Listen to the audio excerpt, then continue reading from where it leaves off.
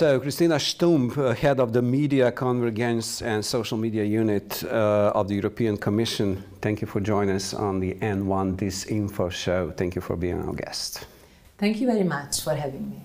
So, in times of tectonic geopolitical changes, can traditional media concept win over the social media? I believe it's not to win over it. I think to go hand in hand. Compete. Basically. I believe that these two approaches need to work together. That basically traditional media has to embrace social media, and it is already happening. And I think there is a lot of elements from traditional media that can be extremely helpful in this context. For example, to give context or to give trust to the information that is carried to the public and to have a trusted source. At the same time, it is important to embrace the ways how people are now digesting and approaching media. But definitely we from media, feeling that pressure from social media, because, social media is sometimes just kind of platform for, spreading the fake news and the false information. Basically, what we can do in, fight and combat that disinformation, not just in the social media, but general in context of politics, media, landscape. I believe that there are several very good instruments that can help, basically to help also the public to better deal with this very rich but also very confusing and often in the environment where there is a lot of falsehoods out there. I think that fact-checking is, for example, a wonderful tool and very impactful one. So many media companies are having a fact-checking arm that is very impactful. And now we see also in the new reports on the Code of Practice on Disinformation that fact-checking has an impact on user behavior. Other elements I believe that can be very important in this context is media literacy, to give more information and also so that the public can approach the information in a more critical way and then also turn to more trusted players who have established themselves as a trustworthy source. We are living in very challenging times, and plus of that we are facing very soon European election. What specifically European Commission could do fighting the disinformation and influence that might be sometimes very specifically targeting that time before the election, spreading the fake news or disinformation?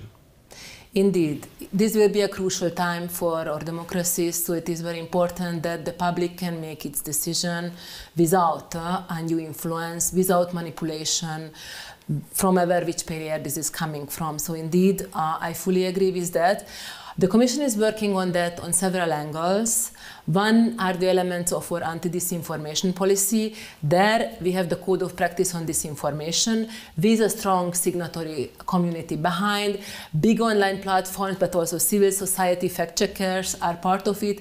And under the Code of Practice, the signatories are also preparing for the European elections to put measures in place to reduce the amount of disinformation going around there.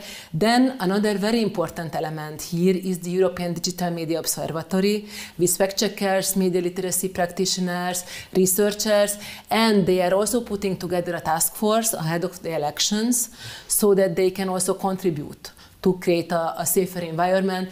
And also the Commission is, the European institutions are having several other initiatives apart from EDMO, apart from the code, to also support the media literacy activities and to give more support to these players who are actually playing a very important role in reducing disinformation.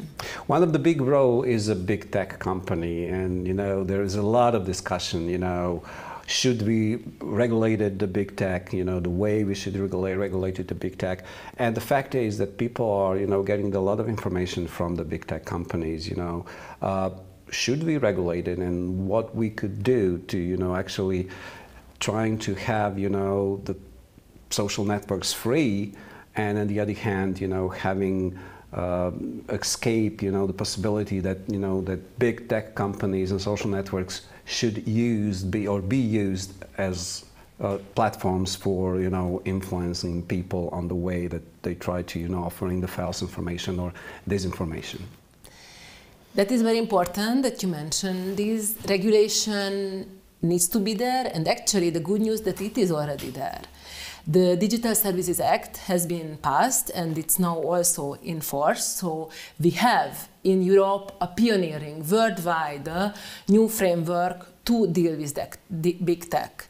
And how to deal with it? Again, this is in a way not to censor the content, just the contrary. It is actually to show that basically big tech has to take the responsibility that it has, and that's why the Digital Services Act is introducing risk mitigation obligations for several areas, including to fight disinformation. Did they take the responsibilities?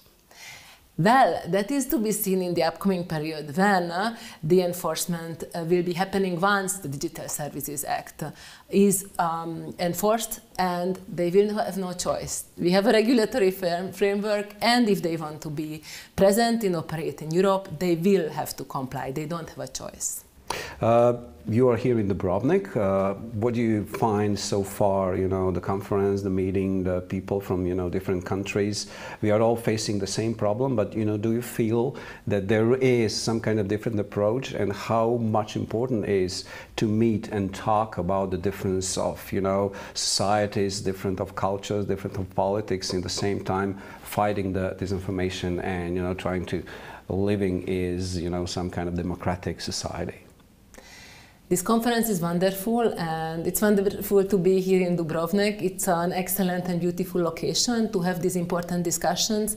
And indeed, as you put it, while disinformation is a challenge for all the countries, just to remind, we are speaking here about the European Digital Media Observatorij that is now present with hubs in the entire EU.